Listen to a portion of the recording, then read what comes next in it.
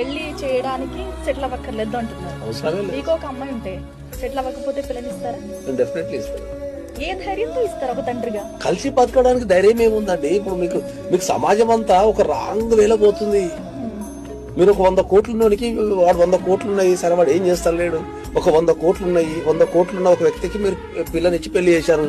పెళ్లి టైంలో 100 కోట్లు ఉన్నాయి అనుకుందాం.